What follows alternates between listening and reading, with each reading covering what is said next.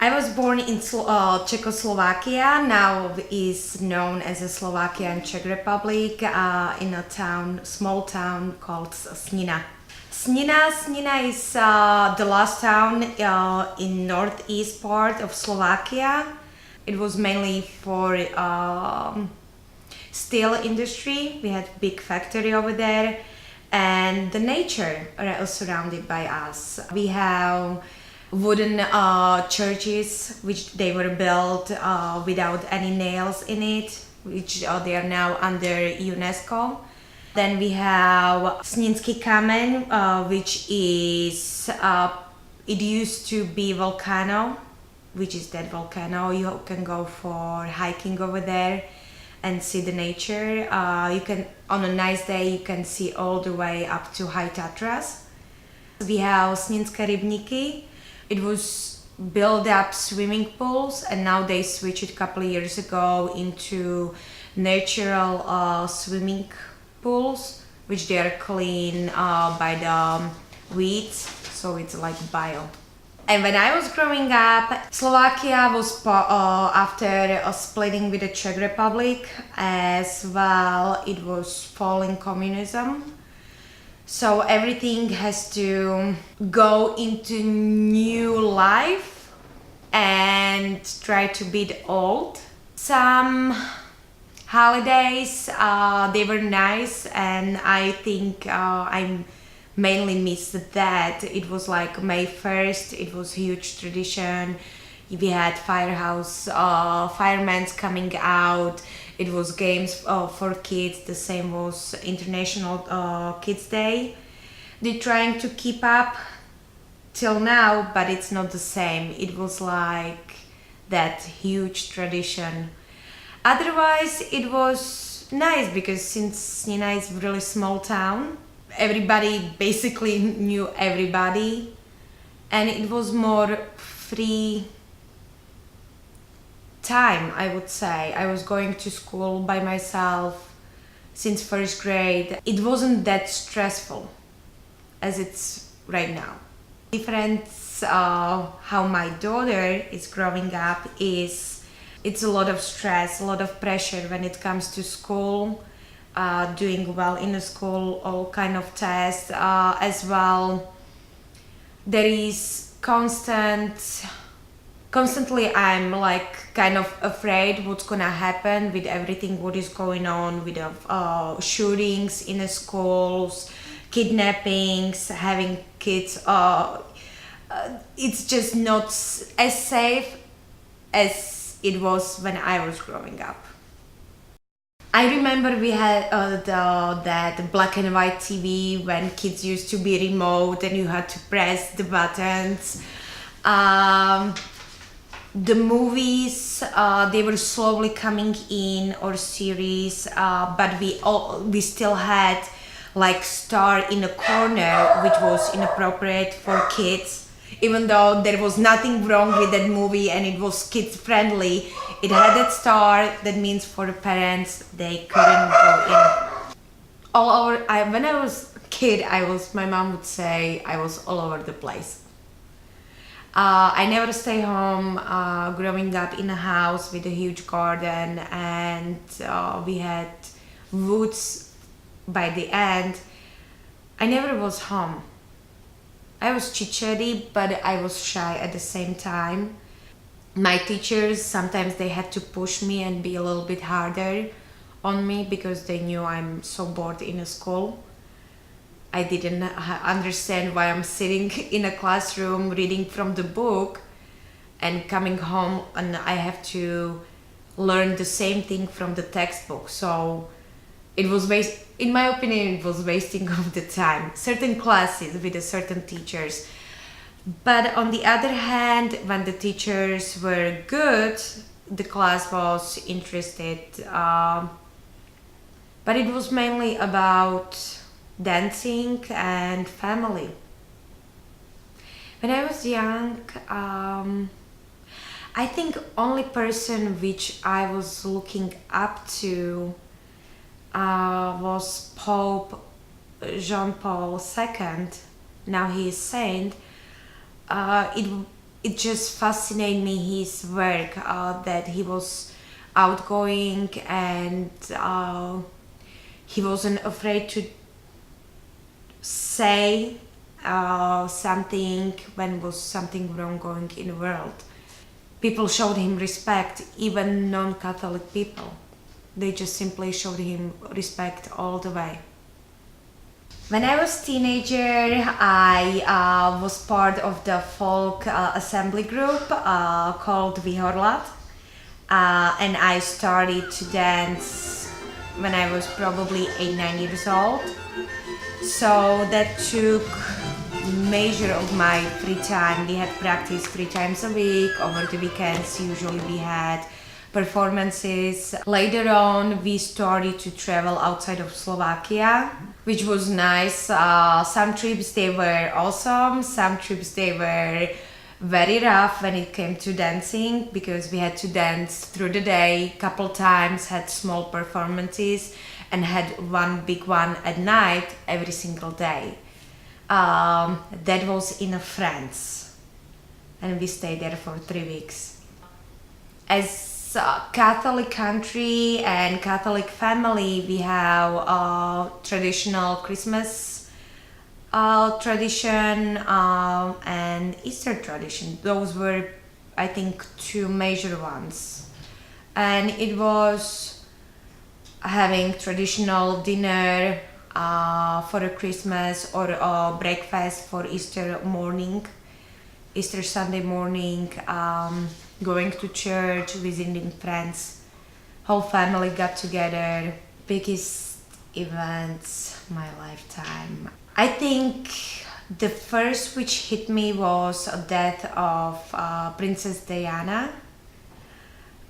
Second one, which I remember, it was 9/11, and it was in the news during I was hostess at the gallery at the time. We had International Art Festival, so I was helping as a student earn extra credit as well, trying to speak English at that time, which was helping for my school. So that came into news, and it was big news. And afterwards, I think was starting war in Iraq, Iran. President Barack Obama, he was elected as a first black person. Big surprise was new president Donald Trump. I think war in Yugoslavia, Bosnia and Herzegovina, when they were falling apart, but it wasn't that bad. It was probably showing in the news. And afterwards, when the war ended, it was peaceful. Ooh, when I want to be when I was growing up, I think nurse or doctor. That stayed by me till this day. Nursing, or I really like mathematics, so accountant, CPA. But I think nurse. The best things to give me pleasure and relax. It's a good book and a good movie. And having friends, being surrounded by friends which I can trust, and just don't be worried what I will say or what I will do. It's just let's go have fun and that's it. So I have a daughter. Her name is Nicola. She's 8, going 88. I think because I'm a single mom, she grew up really fast and she has thinking as an adult more than a child. She doesn't still understand what I'm doing for her, but I think in general she knows when to push my buttons. How would she describe me? Fun, loving, taking care of her, being mean. Her favorite word and mine as well is no. So it's going vice versa, both ways. No, no. She is really strong-minded, so she will do everything in her power to get what she wants. So that arguing, it's sometimes hurtful. Sometimes it's funny to see how we're going back and forth. But she's a good girl. And what she hates about me, I would say that she's getting more punished than any other kids. In a meaning, she needs to remember what is priority. When she will get those things done, she has her freedom. But on the other hand, she has more freedom than other kids. So I will say she has bedtime 8:30. I know she will fall asleep like 10. And I know it's no point for me to argue with her because she's not that tired. My favorite story about Nicola. There is so many. She is pisser. She will act like angel around me and she will turn around and she's chit-chat lady. She was talking to one of my clients that, oh, my mommy is on a dating site and she cannot find a boyfriend. I don't know what's wrong with her. Or we went to a dentist for a regular checkup and she had one cavity and she was laying down on a chair and she picked up her head looking at me. Oh, you see, mommy, I have only one cavity. And the doctor looked at me because it was different doctor and he was like, that's okay, one cavity is good. And I'm like, ask her why she has that cavity. So the doctor nicely and politely asked Nicola, so why do you have that cavity, honey? Oh, I don't want to brush my hair, even though my mom is yelling at me 100 times in the morning and 100 times in the evening. I just don't want to do it. I still am outgoing, easygoing.